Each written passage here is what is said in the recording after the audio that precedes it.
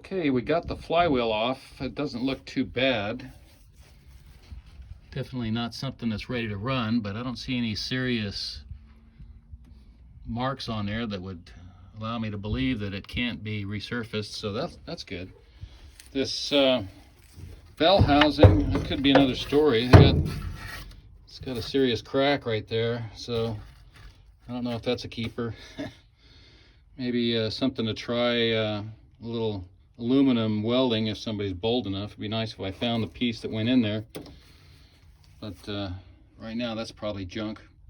So one other thing I want to show, I was thinking about it, but I didn't show it on the last video. If I can get up here, is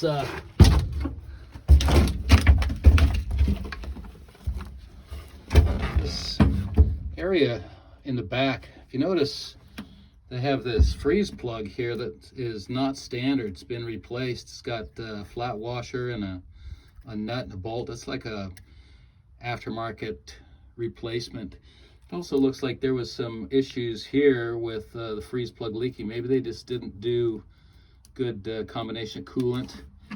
This other freeze plug here and the other one up front looks okay. And then you also notice evidence of it leaking, quite possibly before they did that replacement. So there's no telling if this engine has been overheated or not. That could be related to something that they were trying to do with that water pump pulley. It's hard to say, since these things don't really talk. It's kind of like a little detective thing. So the rest of this, we're going to leave as is. While we move it, we'll just brush it off. We'll leave that radiator hose and that heater hose attached. It's a good handle, something to pull on. Leave the oil filter on and the distributor. That's an old point style distributor there. And the fuel pump, we'll leave that on because there's no sense in opening the engine up to allow contamination in there. This does have oil in it, so well, at least the first time it did.